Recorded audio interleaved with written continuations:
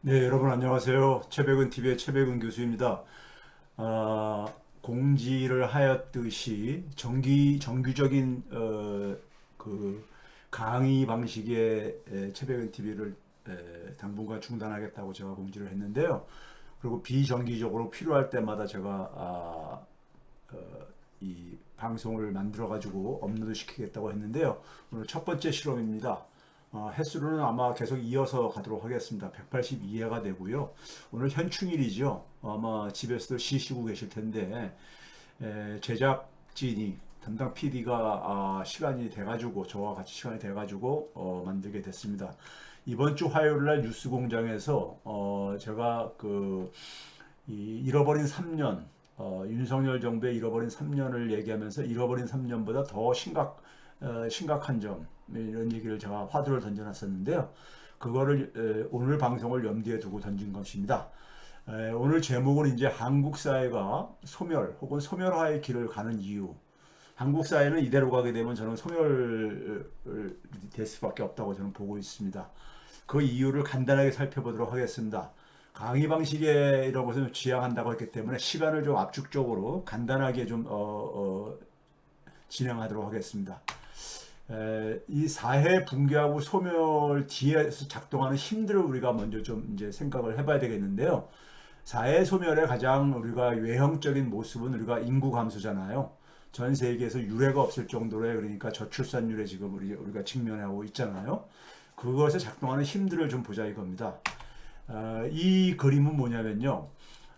파란색 막대기는 이게 1991년부터 2022년까지니까요. 30년간 지난 30년간에 걸쳐서 그 소위 말해서 소득 격차하고 그다음에 출산율하고의 어떤 하나의 그 관계입니다. 출산율하고 관계인데요. 지난 30년간에요. 이 상관성이 한 92%가 나왔다는 얘기고요. 소득 격차가 그러니까 우리가 커지면 커질수록 출산율이 떨어진다는 얘기죠. 반대로 움직이고 있으니까요.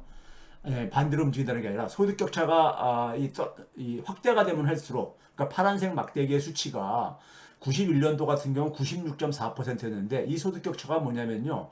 우리 사회는 여러 가지 유형의 소득 격차가 존재하죠. 뭐 대기업하고 중소기업 종사자의 임금 격차, 그다음에 정규직과 비정규직 간의 임금 격차 이런 게 있는데 또 하나 우리가 커다란 소득 격차가 뭐냐면은 임금 노동자하고 자영업자 간의 소득 격차죠. 소득 격차인데 가장 우리 사회만의 어떻게 보면 특징이라고 할 수 있겠는데요. 가장 커다란 게 뭐냐면은 임금 노동자하고 자영업자의 소득 격차입니다. 자영업자의 소득 격차예요. 우리나라 같은 경우 예를 들어서 그러니까는 상용직 그러니까 우리가 정규직과 비슷한 개념으로 생각하시면 되겠는데 물론 1년 이상 계약 고용이 안정돼 있는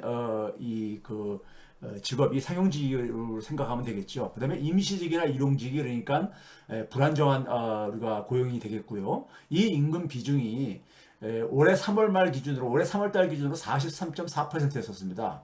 43.4%였는데 임금 노동자하고 자영업 간의 그러니까 임금 격차는요. 그러니까 임금 노동자 소득 대비 그러니까는 1인당이요. 자영업자 1인당 소득 비교는 37%가 2022년도에 무너졌습니다.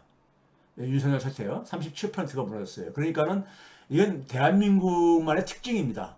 대한민국의 특징이에요. 일반 사람들은 정규직, 비정규직 간의 임금 격차가 크리라고 생각을 하는데 오히려 그러니까는 우리가 임금 노동자, 평균적인 임금 노동자하고 평균적인 그러니까 우리가 평균의 자영업자하고 소득 격차가 가장 큽니다. 소득 격차는요 경제학에서요 소득 격차가 커지면은 뒤에서 보여드리겠지만 결혼율을 낮춥니다.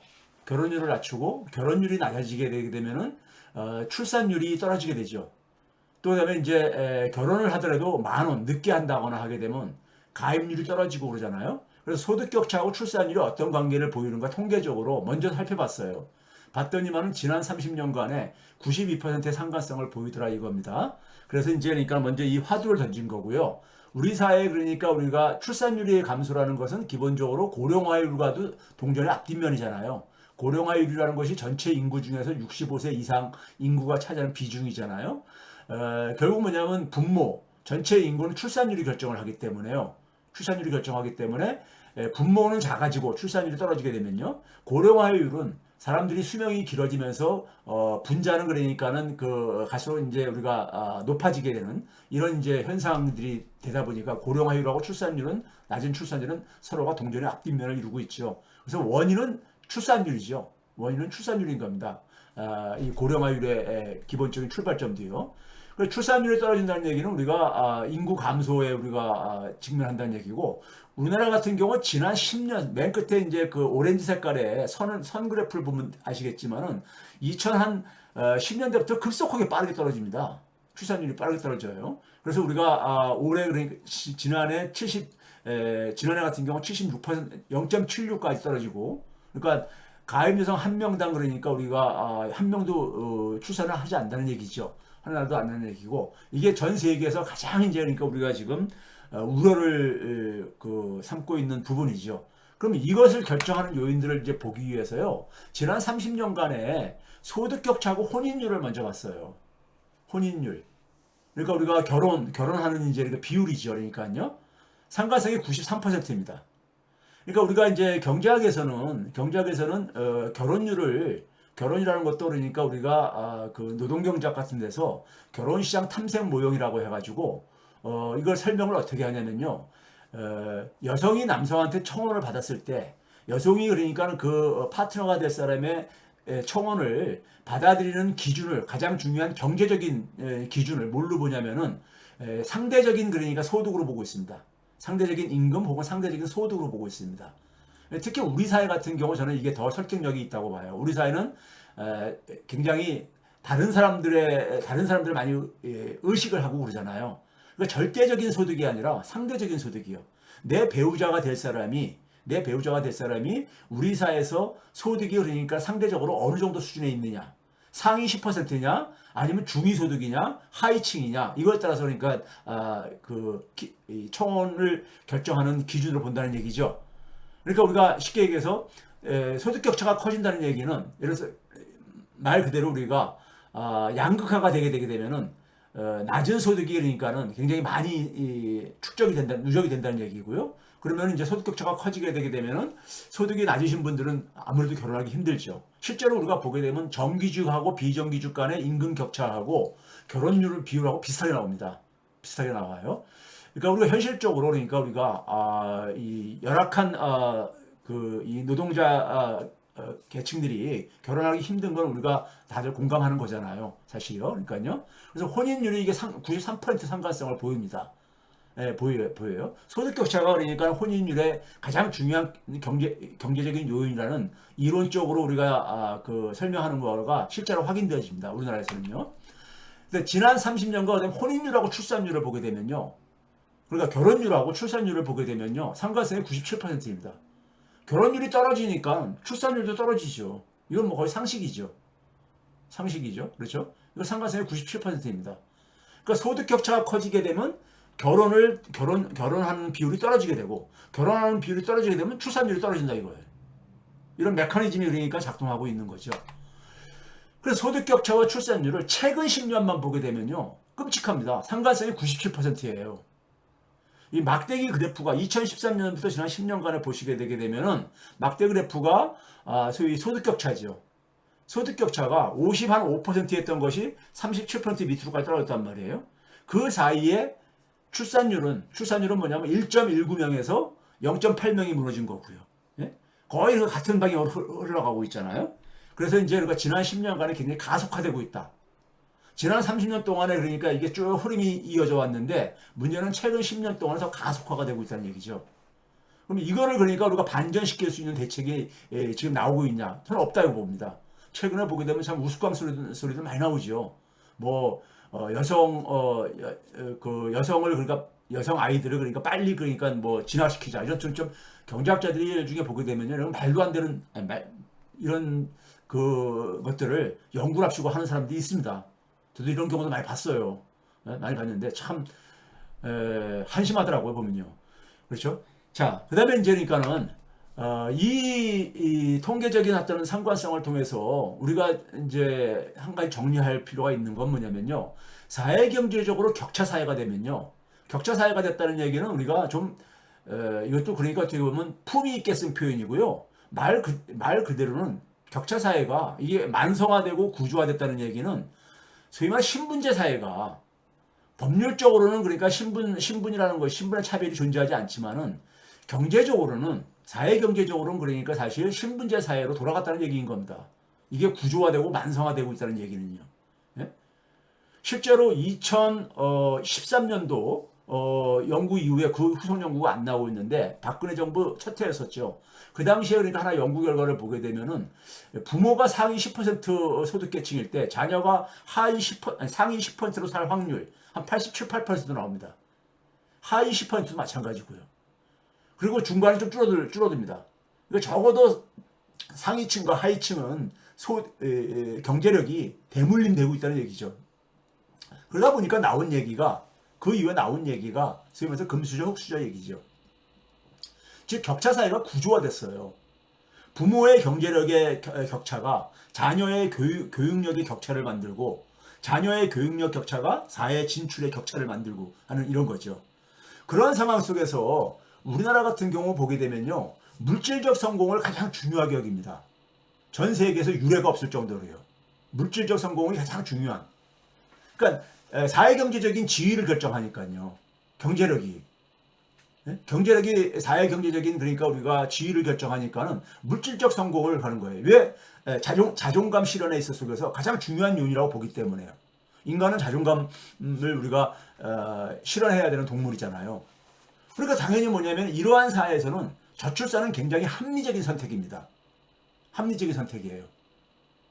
자, 그 미국에서 그러니까는 미국의 퓨 리서치라고 꽤 일이 알려져 있는 그러니까 리서치 이 여론조사 그 기업이죠. 거기서 조사한 걸 잠깐 후에 보여드리겠지만은 한국인에게 있어서 가장 삶을 의미 있게 만드는 요소는요 물질적 풍요 이런 결과가 나옵니다.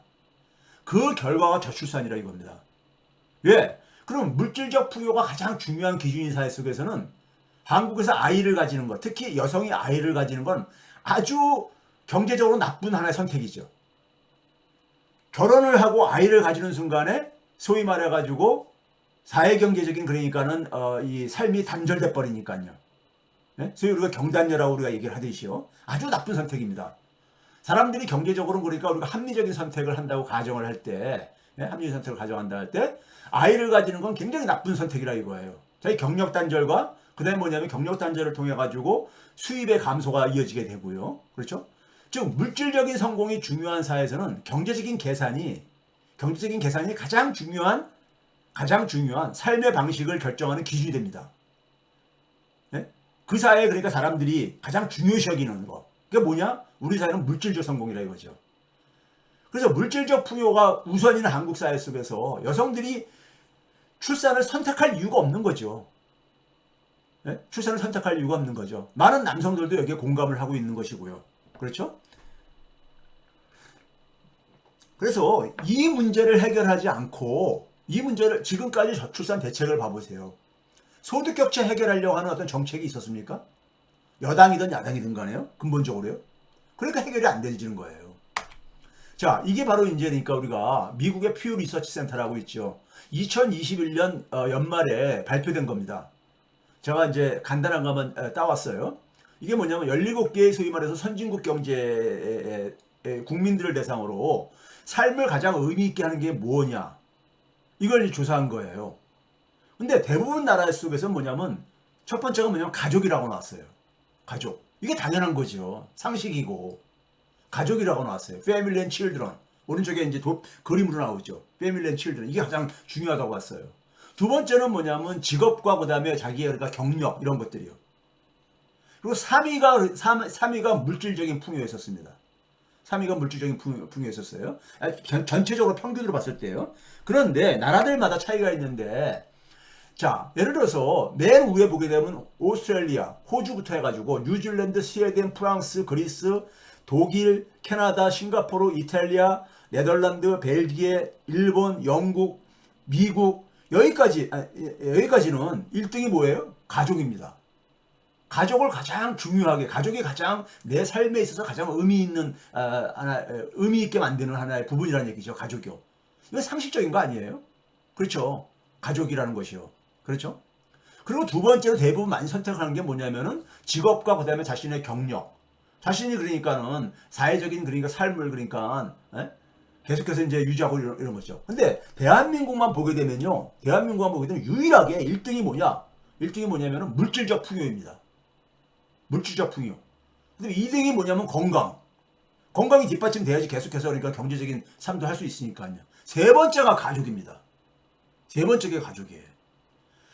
또 한 가지 우리가 간과하는 게 뭐냐면 사회 문제에 대해서는 가장 그러니까 우리가 낮게 주고 있습니다. 자, 이 부분은 이제 뒤에서 얘기하고 있고요.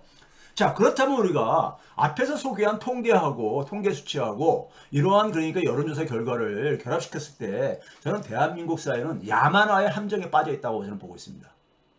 야만화의 함정이라는 건 뭐냐면요. 사회가 야만화된다는 얘기인데 야만화의 함정은 뭐냐면요. 사회라는 곳은 우리가 함께 살아가는 하나의 이 집이라고 비유할 수 있잖아요. 함께 살아가는 집이요. 그런데 그러면 우리가 함께 살아가려고 하는 이런 노력이 필요하잖아요. 근데 대한민국은 함께 살아가기보다는 혼자만 살아남기에 급급한 사회. 흔히 우리가 각자도생의 사회라고 그러잖아요. 각자도생의 사회요. 즉, 더군다나 윤석열 정부에서 잃어버린 3년이란 우리가 통계 수치에서 보여드렸듯이 소득이 자꾸만 줄어드니까는 사람들이 계속 압박을 받죠. 압박을 받아요. 경제적으로 압박을 받죠. 압박을 받는 상황 속에서 정부는 존재하지 않죠. 정부는 그러니까 그 속에서 부자 감세만 하고 앉아있고. 그러니까 대부분의 서민들은 그리고 우리나라는 소득이 그러니까는 소수에게 굉장히 집중되어 있기 때문에 한 전체의 90%는 여유가 없어요. 제가 과거에 그러니까 국세청 소득자료까지 보여드렸잖아요. 전체의 90%는 소득에 여력이 없어요. 본인들이 상류층이라고 생각하는 상위 10%도 상위 10%의 사람도 상류층이라고 생각하지 못합니다. 네? 10% 선에 있는 사람들도요. 왜? 세전 소득이 한 700만 원뿐이 안 되거든요. 월 소득이요. 그거 가지고 상류층이라고 생각하기 힘들죠. 자, 하여간 그러다 이런 상황 속에서 국민들이 내몰리는 게 뭐냐면 다른 사람들과 함께 살아가는 이러한 그러니까 우리가 품위 있는 삶보다는 혼자만 살아남기 위해서 전부 다들 애를 쓰고 있죠. 그게 바로 뭐냐 파편화죠. 사회가 파편화되는 거죠. 그리고 지배계층들은 이거를 그러니까 흔히 말해서 디바이드 앤 룰, 분할 지배 전략으로 사용을 하지요. 노인과 청년들을 대립시키고 여성과 남성을 대립시키고 이런 등등이요. 자, 제가 여러 번 얘기했지만은 인간사회를 운영하고 인간사회를 유지하고 그다음에 인간사회를 나가서 진보시키는 힘들이란 건 뭐냐면요. 인간사회는 두 개의 바퀴로 굴러갑니다. 정치하고 경제. 이 두 개의 바퀴로 굴러 들어가죠. 현대사회라는 걸 볼 때요. 이거는 뭐 고대사회에서도 마찬가지지만은 내용이 좀 달라지죠. 그런데 경제는 우리가 1원 1표, 즉 시장에 의해서 우리가 맡겨지고 있죠. 시장이라는 것은 돈의 힘이 지배하는 곳이잖아요. 돈의 힘이 지배하는 곳입니다. 그렇기 때문에 이 시장이라는 건 철저하게 원자화되어집니다. 사람들이 원자화되어지죠. 각 개개인들이 그러니까 자기 살아남기 위해서 자기가 기여를 해야지만이 시장 소득을 획득할 수 있죠. 그러니까 시장의 힘만이 작동을 하게 되면 혼자만 살아남기에 그러니까 급급할 수밖에 없습니다. 혼자만 살아남기에 급급할 수밖에 없죠. 자기 직장을 유지하기 위해서 조직에 그러니까는 사실 그러니까 어떤 하나의 부정이라든가 부패도 고발하는 것도 그러니까는 우리가 겁을 먹게 되고 그렇죠? 근데 우리가 인간 사회는 이것만 있는 게 아니라 정치라는 영역도 있잖아요. 정치는 왜 존재하는 거냐? 함께 살아가기 위해서. 인간은 기본적으로 사회적 동물이라고 우리가 얘기를 하잖아요. 사회적 동물이라는 삶을 선택한 순간부터 인간은 정치로부터 자유로울 수가 없다고 얘기를 했잖아요. 우리가 일상생활 속에서 보게 되면 공동주택에서 기거를 할 경우에 우리가 입주자 대표회의를 구성을 해가지고 그 입주자들의 삶에 영향을 미치는 많은 것들을 주민들이 결정을 하게 하고 하잖아요. 그것도 우리가 생활 정치죠. 삶의 미시적인 영역에서요. 국가 단위만 생각할 필요가 없이요. 정치라는 것은 그렇기 때문에 우리가 사회적 동물이라는 삶을 선택한 순간부터 우리는 이 자유로울 수가 없는 영역이죠. 근데 이 정치는 우리가 현대사회 속에서는 1인 1표 민주주의에 의해서 운영되고 있죠. 1인 1표 민주주의가 작동되는 곳에서는요. 소위 말해서 함께 살아가기에 어떤 힘이 작동합니다. 흔히 말해서 연대의 힘이죠. 왜 그러냐면 자본주의 사회 속에서는 50% 넘는 이건 통계적인 하나의 그 결론입니다. 50% 넘는 사회 구성원들이 평균 소득보다 미칩니다. 그러니까 평균 소득이 사회마다 차이는 있지만 아무리 작아도 50% 이상일 된다 이거예요. 예? 60%대가 되게 대부분 많이 구성을 하고 있습니다. 그러면 1인 1표의 민주주의에서는 다수결의 원리가 하나의 그 결정 방식이잖아요. 그러니까 사회경제적인 약자들이 힘만 모으게 되면 사회경제적인 약자들의 그러니까는 살아갈 수 있는 환경을 그러니까 우리가 만들어줄 수 있는 게 정치죠. 그러니까 정치라는 것은 함께 살아가기 그러니까 모두가 그러니까 우리가 최소한의 그러니까 함께 같이 살아가는 이러한 삶을 보장해주는 하나의 장치입니다. 정치라는 것은요. 경제와 정치가 이렇게 상호 균형을 이룰 때 사회는 잘 유지가 되고 또 발전해 왔습니다. 지난 300년의 역사를 보게 되면요. 그렇죠? 그런데 우리 현실을 보게 되면은 오늘날 지금 어떻습니까요? 감세는요 사실 부자들만이 가는 게 아니라 중산층, 저소득층도 전부 다 감세를 다 좋아합니다. 감세를 좋아해요. 예? 감세를요. 우리가 뭐 예를 들어서 종부세부터 시작해서 최근에 가야 되는 뭐 금투세라든가 예? 많은 이 감세에 대해서 많은 사람들이 왜 그렇습니까요? 자기 개인만 생각하니까 자기 개인의 세금이 줄어들게 되면은 예? 줄어드는 것을 추구한다 이거죠. 그런데 우리가 2022년도 국세청 통합소득 기준으로요. 한번 봐봤을 때 1인당 그러니까는 세전소득으로 상위 0.1%가요. 한 18억 원 된다고 과거에 제가 보여드렸었죠. 1%에 있는 사람은 4억 그러니까 한 8천만 원 되어주고요. 상위 10%는 한 1억 한 5천만 원 정도 됩니다. 1억 5천만 원 정도 돼요. 굉장히 소득이 세금 비중을 보게 되면요. 상위 0.1%가 전체 세금의 18%를 내고 있습니다. 상위 1%가 40%를 내고 있고요. 상위 10%로 확대하게 되면 전체 세금의 우리나라 소득세의 전체 세금의 77%를 내고 있습니다. 그러니까 90%는 23%뿐이 안 낸다는 얘기예요. 이거는 거꾸로 얘기해서 그만큼 소득이 집중되어 있다는 얘기인 겁니다. 예? 대부분 국민들이 그러니까는 납세의 의무도 못하고 있다. 이런 얘기를 일부에서 극우 유튜버 등 떠드는 사람들이 있는데 굉장히 야만적인 소리입니다. 세금을 내고 싶어도 낼 소득이 없다는 얘기예요. 자, 그 다음에 감세의 혜택은 감세를 추진한다고 할 때 이게 공정한가 한번 봐보세요. 자, 우리가 해서 지금 현재 세율 있잖아요. 소득세율이요.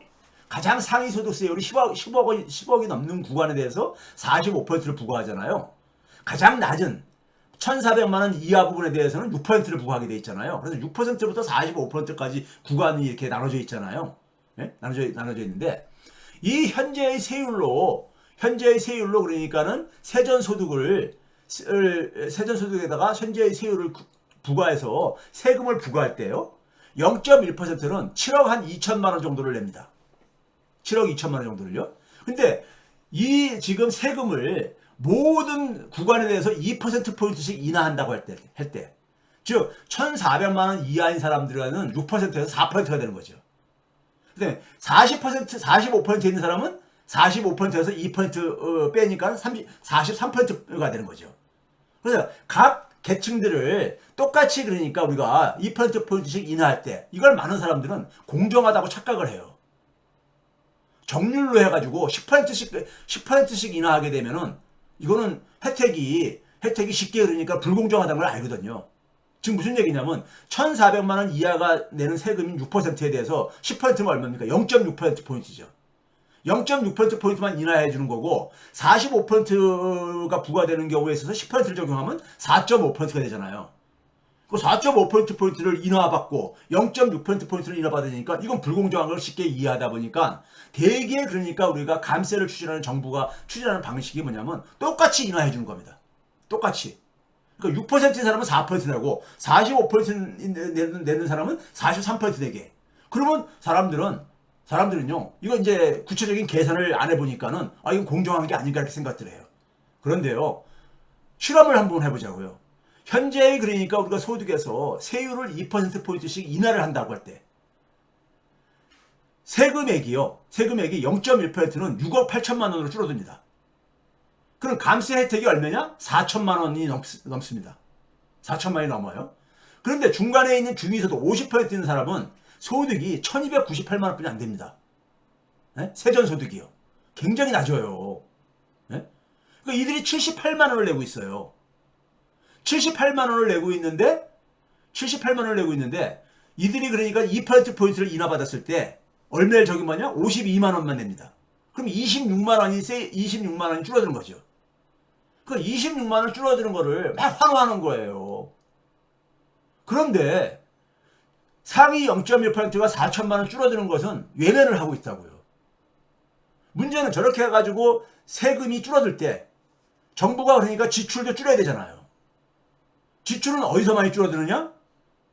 정부의 예산도 마찬가지입니다. 힘의 논리가 작동을 해요. 힘이 강한 부서의 예산은 안 줄어듭니다.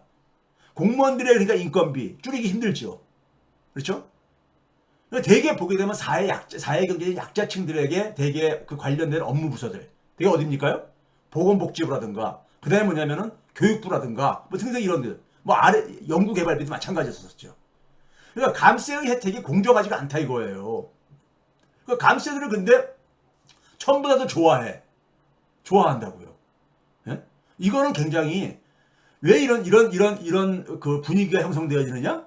함께 살아가는 것보다는 함께 살아가는 방식이 대부분 사회 경제적 약자한테는 그게 보다 더 현명한 선택인데 지금 너무 여유가 없다 보니까 혼자만 살아남기에 전부 다 급급하는 거예요.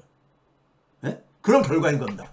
그 다음에 우리가 소득을 만드는 사람들은 연말이라든가 아니면 그 다음에 종합소득세 신고할 때 공제를 받는 모든 소득에 대해서 세금을 부과하는 게 아닙니다. 일정한 이 소득을 제외시켜 주죠. 기업이 물건을 만들어서 팔아가지고 수입이 생겼을 때 비용을 빼주고 많은 부분 뭐 이렇게 빼주는 거 이걸 공제한다 그러죠. 마찬가지로 우리가 일하러 갈 때는 내 돈으로 그러니까 교통비 쓰고선 일하러 가는 거잖아요.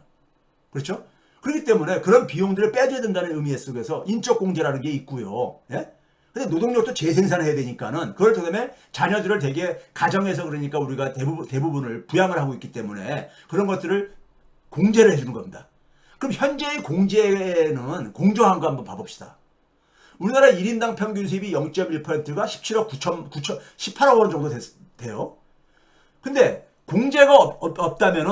현재 공제가 없다면은 공제를 폐지한다면 얼마 세금을 내야 되냐면요. 7억 4,200만 원을 내야 됩니다. 근데 실제로 공제를 받고 나서 세금을 내는 것은 6억 3천만 원뿐이 안 내요. 그러니까 공제 혜택이 상위 0.1%는 1억 1,150만 원이 됩니다. 근데 50% 있는 사람 봐보세요. 2,803만 원 일당 평균 수입이 그런데 평균 세액이 294만 원인데 1인당 실제 세액은 얼마냐? 35만 원을 내고 있어요. 아니 이 공제를 받고 나서 그러니까 35만 원을 받고 있으니까 실제로 그러니까는 공제를 안 받았을 경우에 비해서 259만 원이 그러니까는 줄어든 거죠.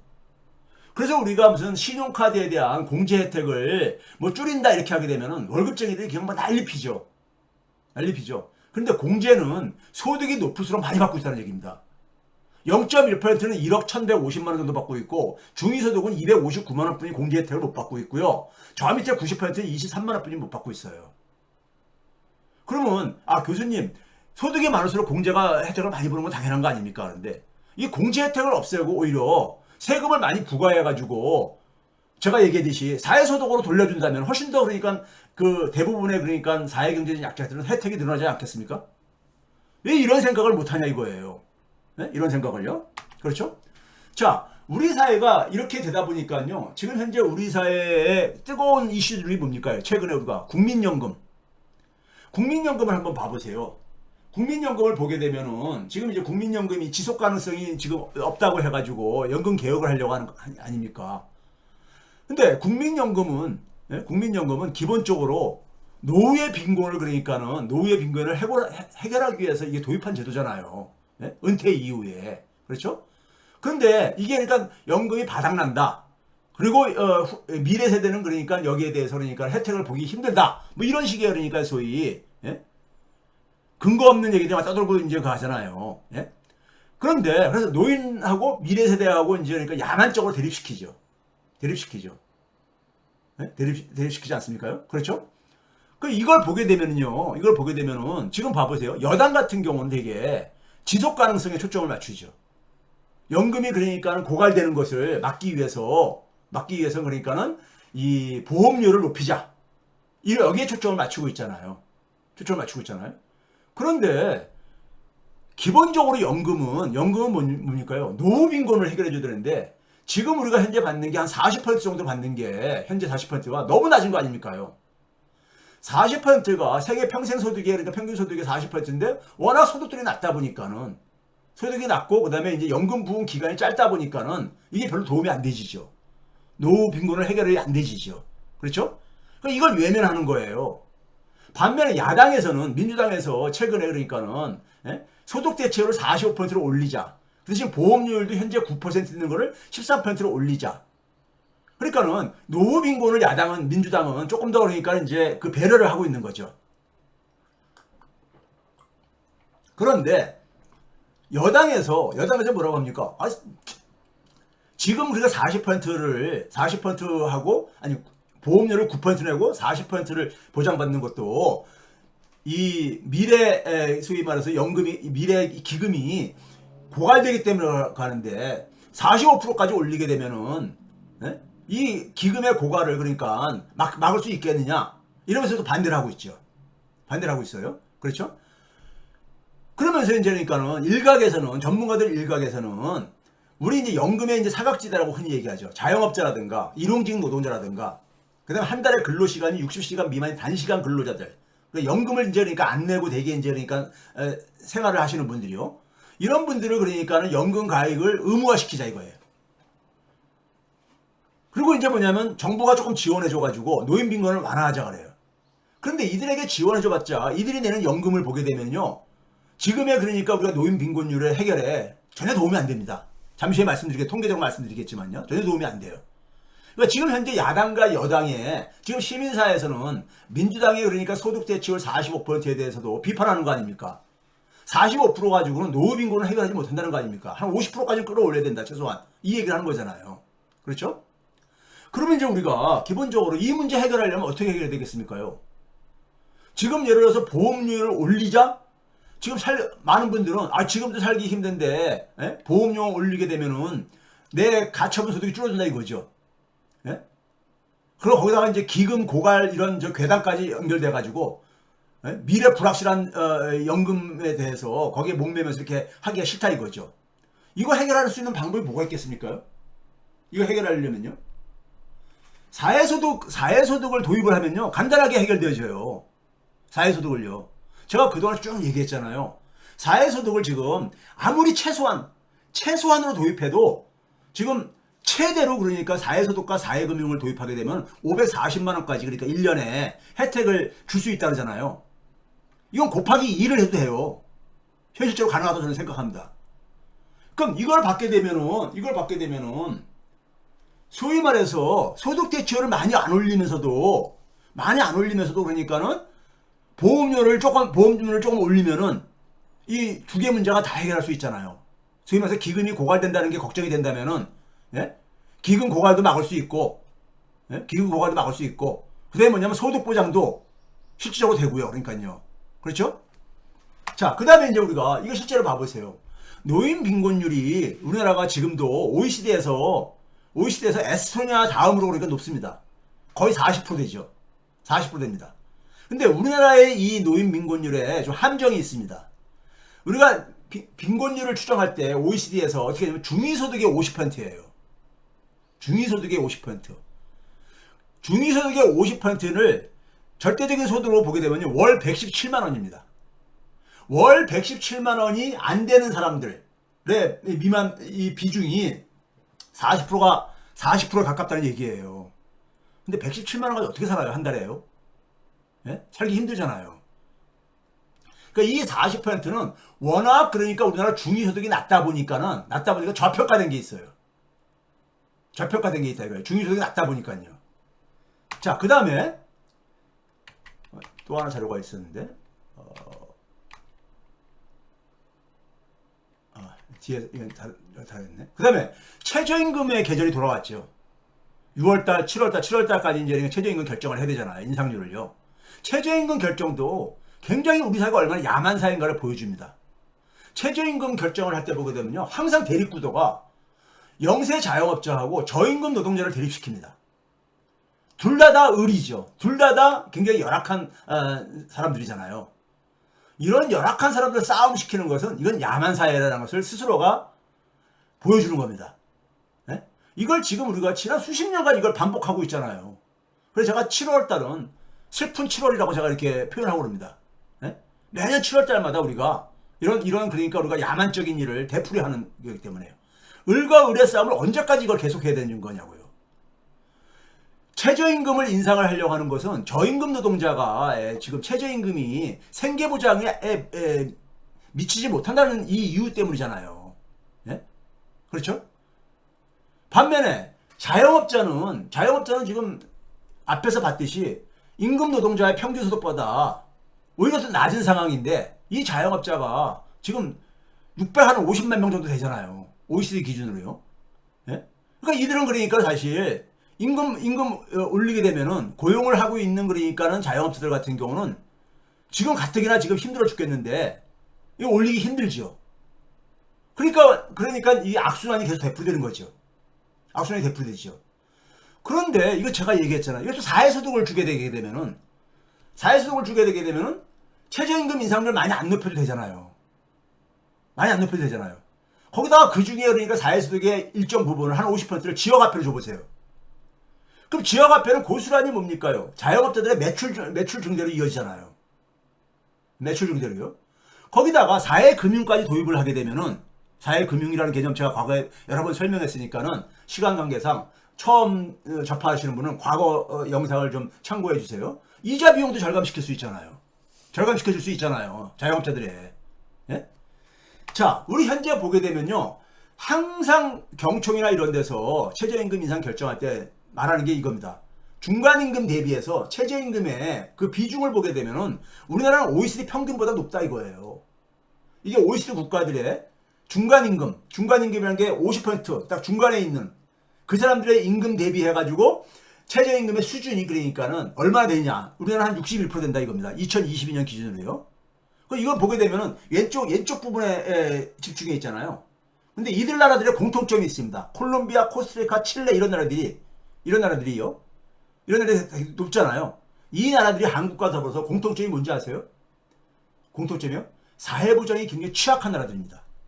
지금 뭡니까? 사회소득이 없는 나라들인 거예요. 사회소득이 없는 나라들인 겁니다. 네? 그러니까 어떻게 합니까? 사회소득이 없다 보니까 시장소득에 목을 맬 수밖에 없고 그 시장소득을 가지고 생계를 해결하려다 보니까는 최저임금 인상률을 높은 인상률을 요구할 수밖에 없게 되죠.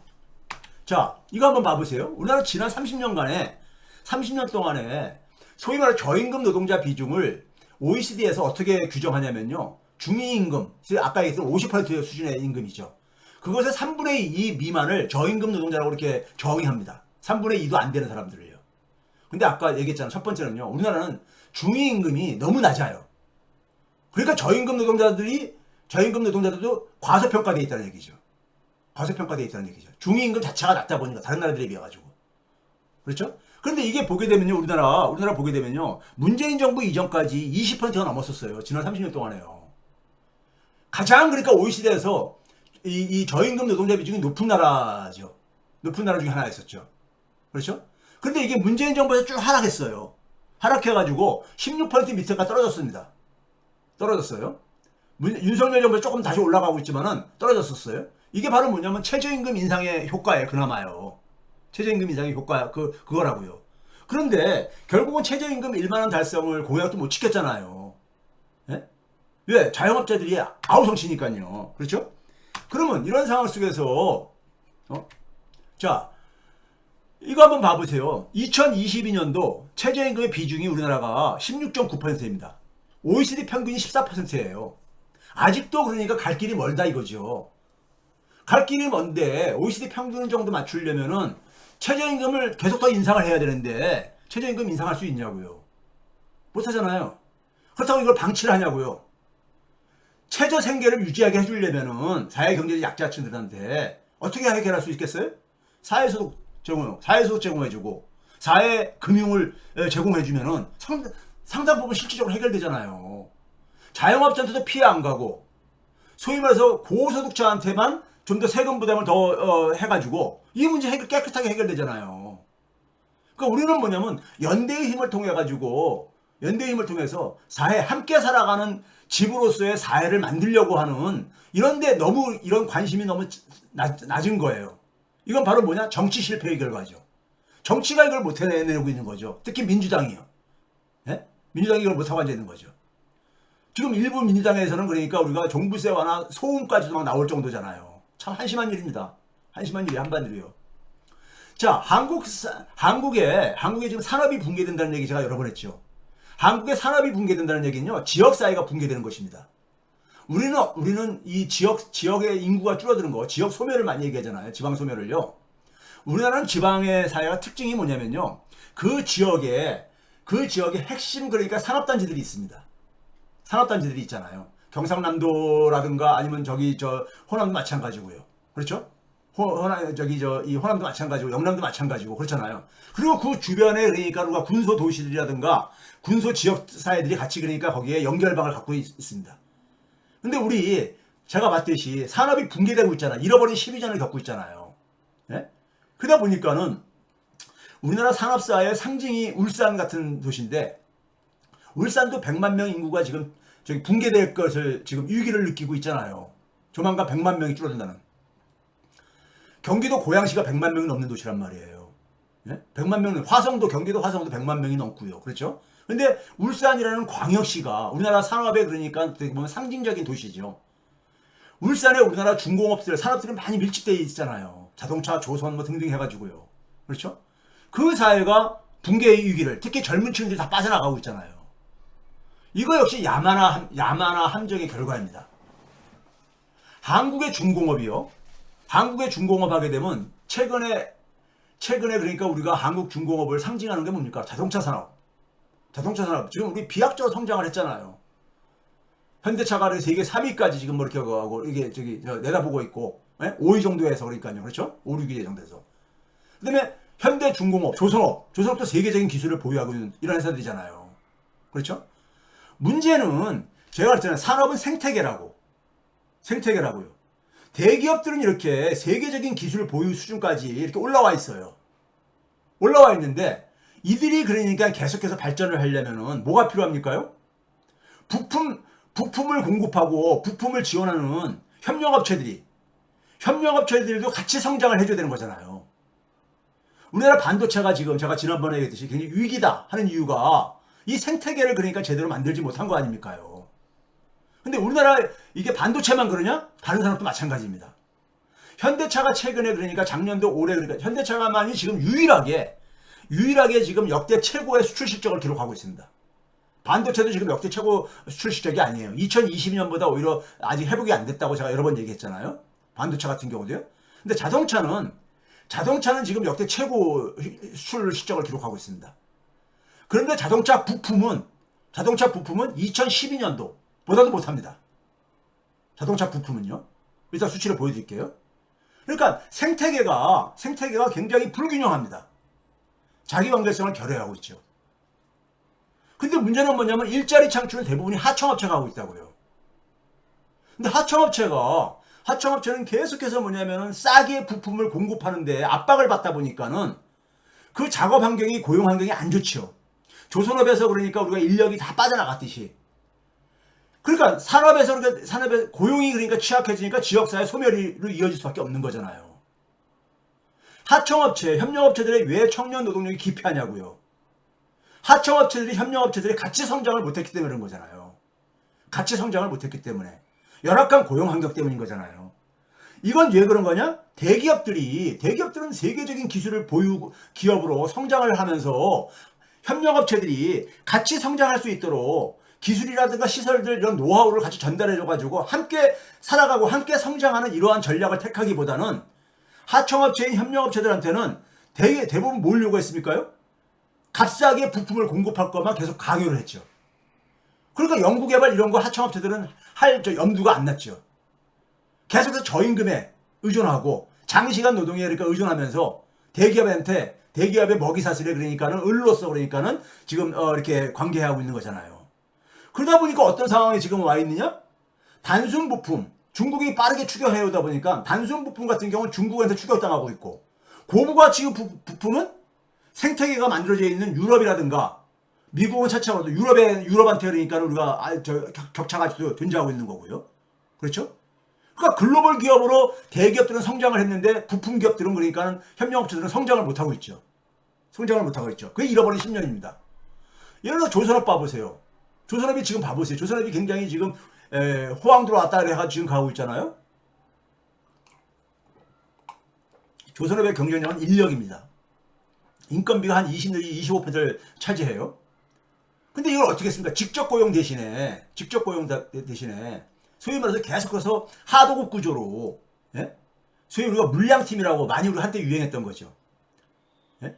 이게 뭐냐면은 아주 일부에서는 이 정체를 여기서 프로젝트 협력팀이라고 하는데 이건 다 저 개소리고요. 물량팀이라는 게 맞죠. 이건 뭐냐면 1차 하도, 2차 하도, 3차, 3, 4차로 내려가면서 거기서 그러니까 우리가 물량을 떼내가지고 해가지고 이걸 외주화시키는 거잖아요. 외주화요.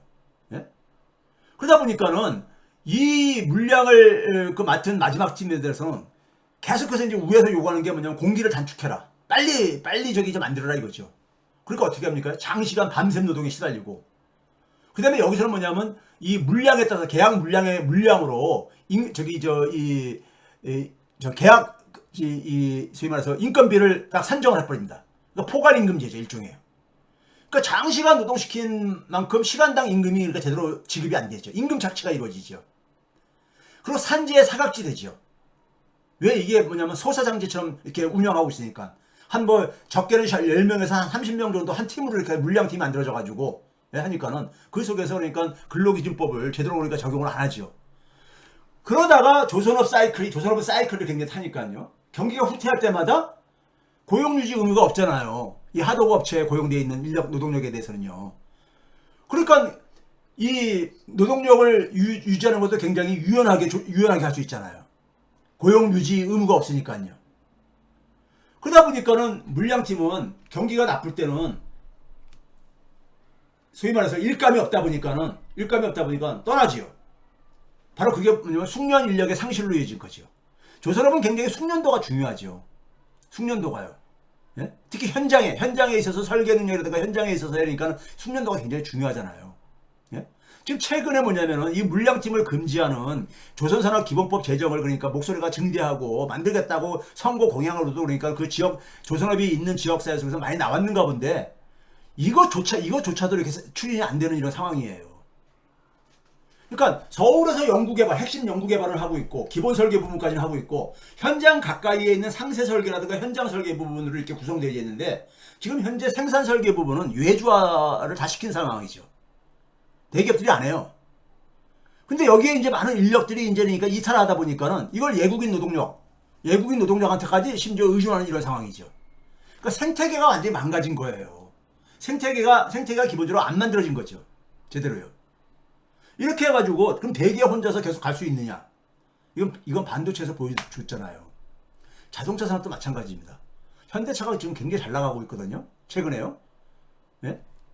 자동차 시장에 가면서요. 근데 현대차 같은 경우는 현대차는 되게 세 가지로 나눠져 있잖아요. 현대차가 있고 현대모비스 부품을 그러니까 모듈화 하는 거를 전문적으로 맡아서 하는 현대모비스가 있고요. 그 다음에 기아차가 있잖아요.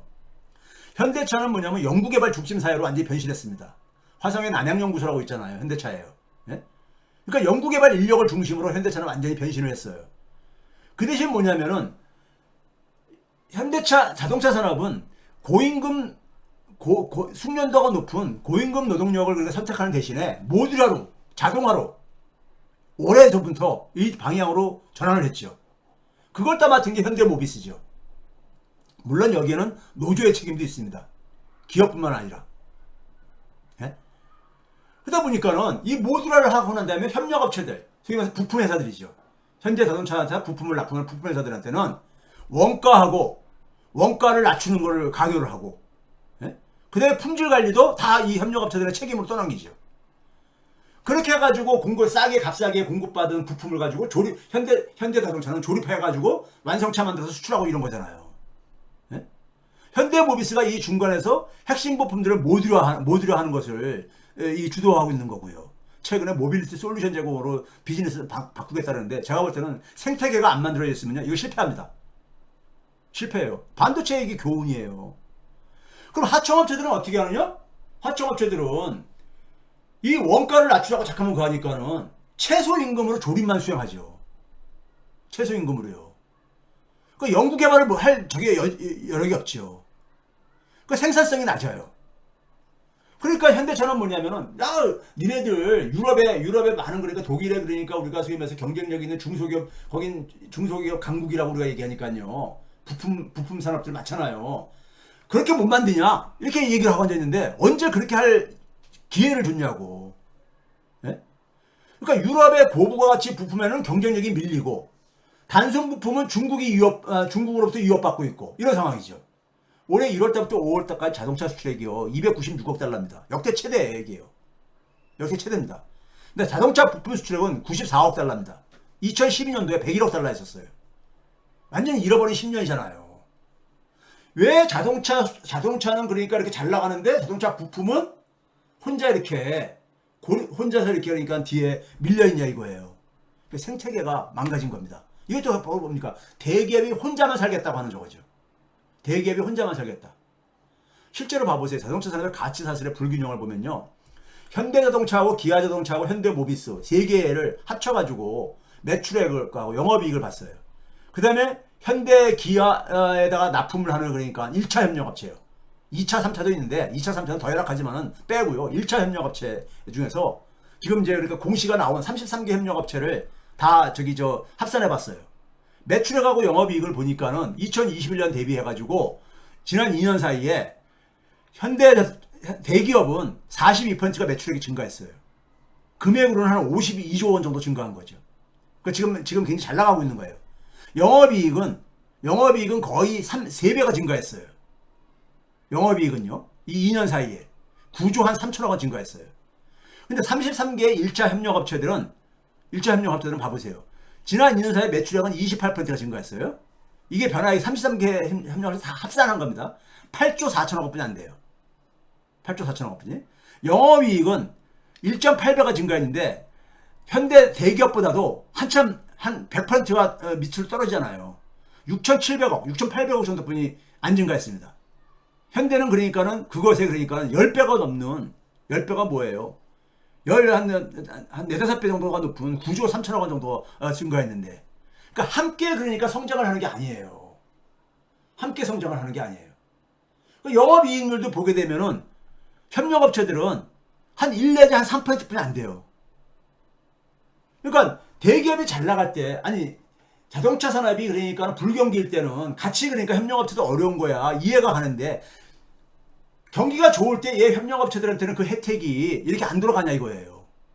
이건 왜 그렇습니까? 생태계가 건강하지가 않다는 거죠. 생태계가 건강하지 않다는 거죠. 이런 식으로 되게 되면은 반도체 산업의 제2의 반도체 산업 꼴이 될버립니다. 그래서 이게 제가 아까 수출액 걸 한 겁니다. 12년, 잃어버린 12년이라는 거죠. 자동차 부품이요. 자동차는 최대 호황을 구가하는데 자동차 부품은 잃어버린 12년. 이상하지 않아요? 이상하지 않냐고요. 자, 여기까지 해가지고 우리가 이렇게 쭉 보게 되면요, 우리가 보게 되면은 어떤 결론을 낼 수 있냐?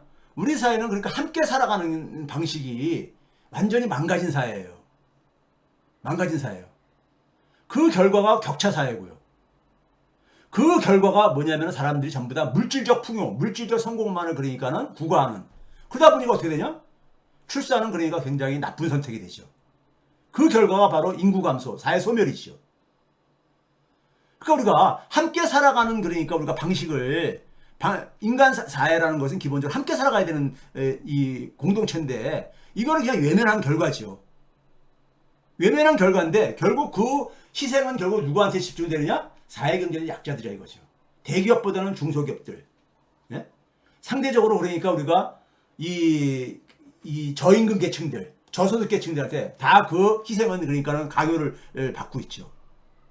여기서 탈출하려면은 함께 살아가는 방식으로 그러니까 우리 사회를 전환하지 않으면요. 우리 사회는 소멸이 불가피하다고 보는 거예요. 지금 우리 사회 아주 그냥 굉장히 뜨거운 이슈들. 아까 제가 예를 들어서 연금이라든가 그다음에 우리가 최저임금을 예를 들었지만은 이것도 한번 봐보세요. 얼마나 야만적입니까? 예? 그거 사회소득이나 사회금융 도입하면은 깔끔하게 해결되져요. 깔끔하게 해결되집니다. 자, 그 다음에요.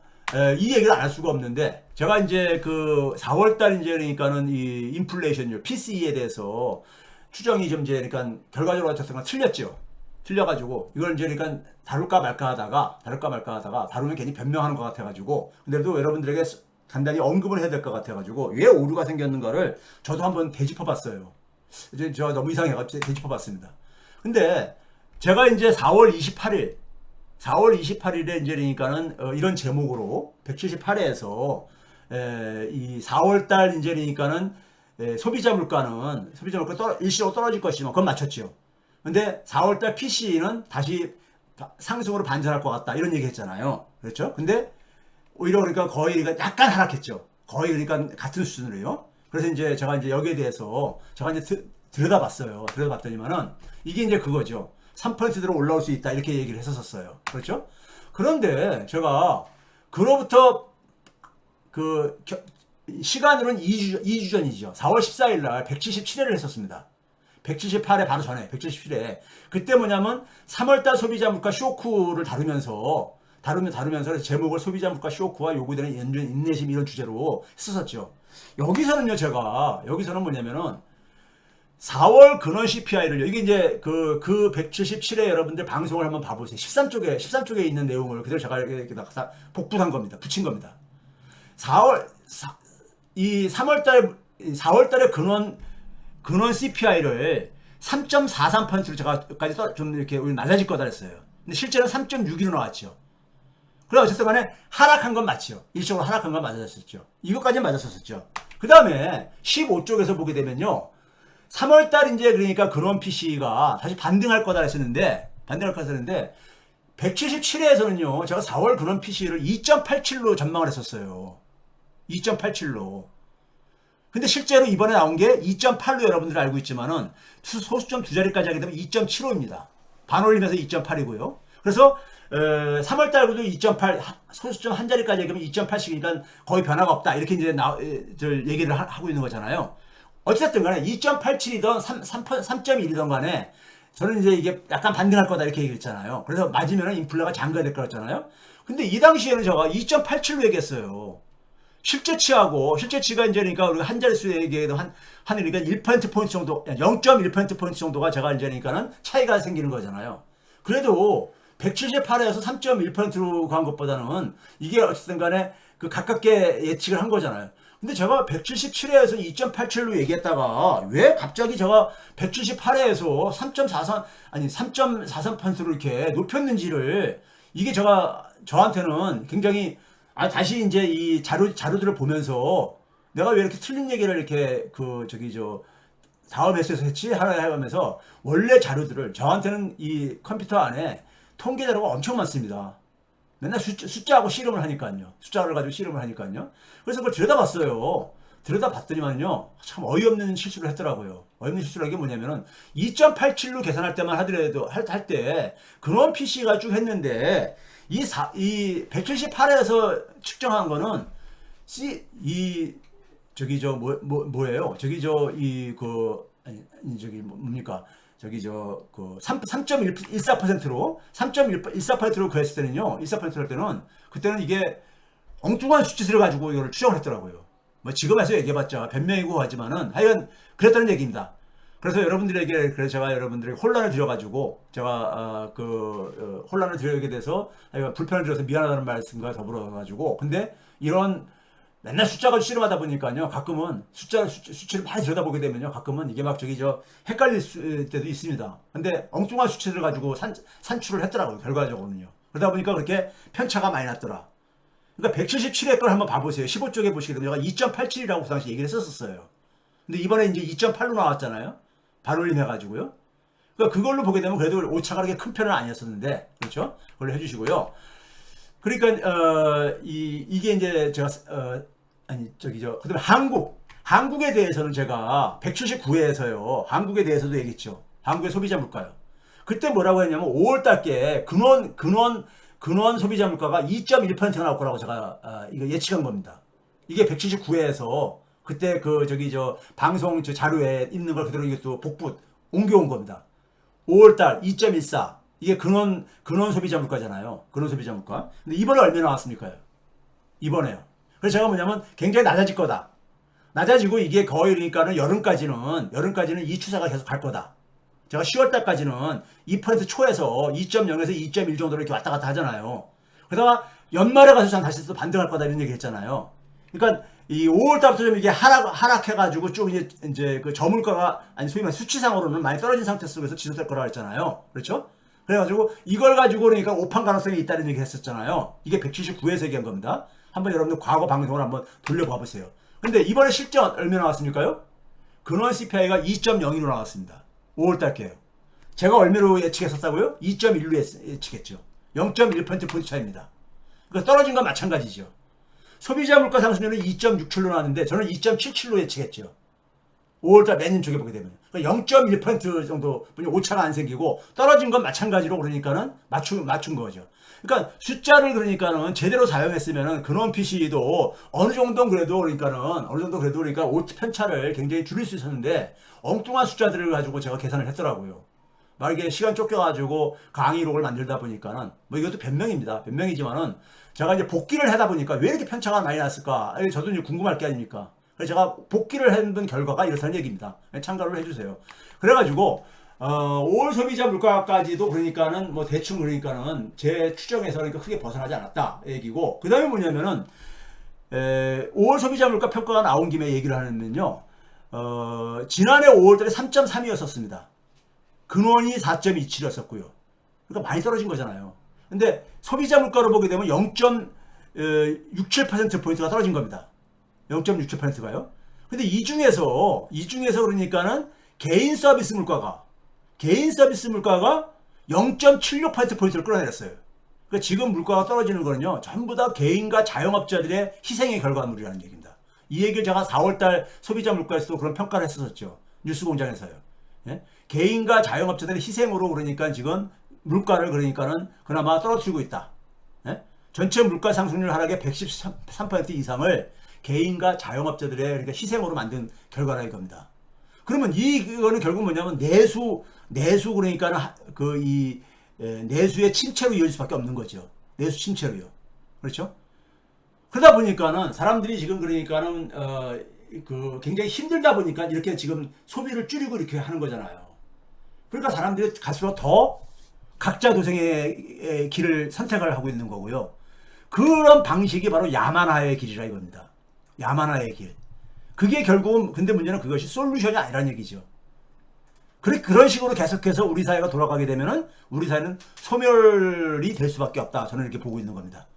우리 사회의 심각한 점은 잃어버린 3년이 아니라 윤석열 정권에서 경제가 굉장히 어렵다 보니까는 그 속에서 정치가 그러니까 제대로 자기 기능을 못하다 보니까는 국민들이 그러니까는 좀 이 삶을 그러니까 지금에서 민생을 제대로 해결해주지 못하다 보니까는 국민들은 결국은 각자 도생의 길을 선택을 하면서 자기 혼자만 살아남기, 이거에 그러니까 치중을 하고 있는 거죠. 근데 그게 악순환이라는 얘기죠. 그걸로 해결이 안 된다는 얘기죠. 그건 솔루션이 아니죠, 결국은요. 솔루션이 아니죠. 결코 솔루션이 아닙니다. 왜? 부자들이 더 많이 혜택을 봅니다. 그런 방식은요. 힘 있는 사람이 더 많이 혜택을 봐요. 힘 없는 사람들은 왼쪽 주머니에다가 돈 조금 집어넣어주고 오른쪽 주머니로 돈을 빼가는 겁니다. 이거를 깨달아야 돼요. 이거 깨닫지 못하면은 노예의 삶에서 못 벗어납니다. 사회는 소멸될 수밖에 없다고 저는 봅니다. 자, 오늘 방송 이걸로 마치도록 하겠습니다. 여러분들 그래도 시간이 얼마나 지났는지 모르겠는데 이런 식으로 오늘도 좀 약간 과거의 관성이 있어가지고 생각보다 길어졌는데요. 하여간 이런 식으로 좀 이제 압축적으로 진행하도록 하겠습니다. 비정기적으로요. 제작의 어려움 때문에 그런 걸 좀 이해를 해주시고 여러분들이 이해를 해주셨으면 고맙겠습니다. 자, 또 다음 기회에 또 찾아뵙도록 하겠습니다. 감사합니다.